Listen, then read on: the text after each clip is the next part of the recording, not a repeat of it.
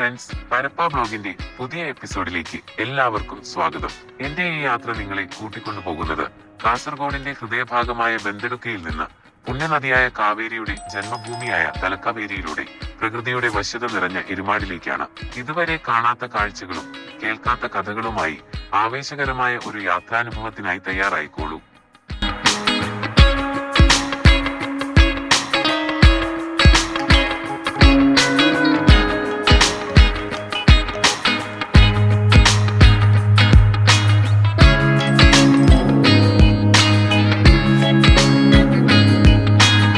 യാത്രയുടെ കാഴ്ചകളിലേക്ക് കടക്കാം.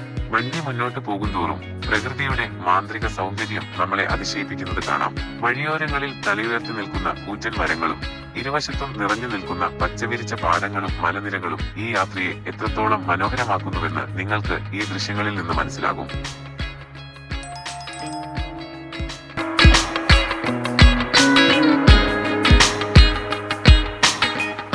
നമ്മുടെ യാത്ര മുന്നോട്ട് പോകുന്തോറും കാഴ്ചകൾ കൂടുതൽ മനോഹരമായിക്കൊണ്ടിരിക്കുന്നു. ദൂരെ ആ വലിയ പാലം കാണുന്നില്ലേ? തലക്കാവേരിയിലേക്കുള്ള വഴിയിൽ പ്രകൃതിയുടെ മനോഹാരിതയ്ക്ക് നടുവിലൂടെ തലയുയർത്തി നിൽക്കുന്ന ഈ പാലം ഒരു ഗംഭീര കാഴ്ച തന്നെയാണ്. ഇവിടുത്തെ പച്ചപ്പും മലനിരകളും താഴെയുള്ള പുഴയും ചേർന്ന് ഈ പാലത്തെ കൂടുതൽ ആകർഷകമാക്കുന്നു. ഈ പാലത്തിലൂടെയുള്ള യാത്ര ഒരു പ്രത്യേക അനുഭവമാണ്. ഇവിടെ നിന്ന് നോക്കിയാൽ ചുറ്റുമുള്ള പ്രകൃതിയുടെ വിശാലമായ സൗന്ദര്യം പൂർണ്ണമായി ആസ്വദിക്കാൻ സാധിക്കും.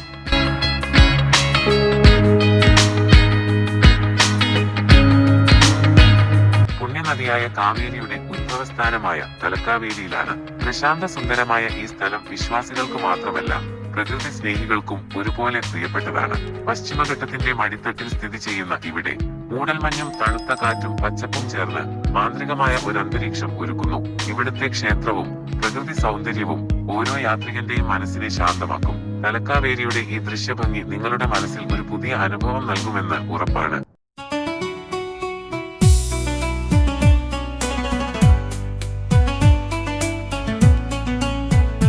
യാത്ര എത്തിച്ചേരുന്നത് എരുമാടാണ്. ഇവിടുത്തെ പ്രകൃതി ഭംഗിക്ക് ഒട്ടും കുറവില്ല. മലകളും കാടുകളും നിറഞ്ഞ ഈ പ്രദേശം മനസ്സിന് കുളിർമ നൽകുന്ന ഒരു അനുഭവമാണ്. എരുമാടിലെ ഏറ്റവും പ്രധാനപ്പെട്ട ഒന്നാണ് ഇവിടുത്തെ ദർഗ. ജാതിമത ഭേദമന്യേ നിരവധി ആളുകൾ സന്ദർശിക്കുന്ന ഒരു പുണ്യകേന്ദ്രമാണിത്. ദർഗയുടെ ചുറ്റുമുള്ള പ്രശാന്തമായ അന്തരീക്ഷം ഏതൊരാൾക്കും സമാധാനം നൽകുന്നതാണ്. ഇവിടുത്തെ കാഴ്ചകളും വിശ്വാസത്തിന്റെ ഈ പുണ്യഭൂമിയും എരുമാടിനെ യാത്രികർക്ക് പ്രിയപ്പെട്ടതാക്കുന്നു.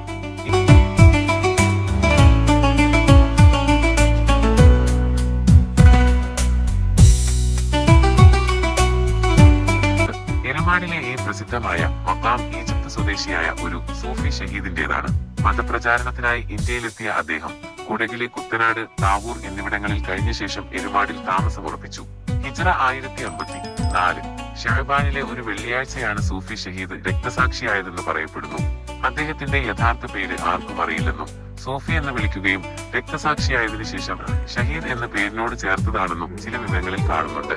സൂഫി ഷഹീദിന്റെ മഖ്ബറ കൂടാതെ സയ്യിദ് ഹസൻ സഖാഫ് അൽ ഹൽറമി എന്ന മഹാന്റെയും അദ്ദേഹത്തിന്റെ കുതിരയെ നോക്കിയിരുന്ന സുഹൃത്തിന്റെയും ഖബറുകളും ഇവിടെയുണ്ട്.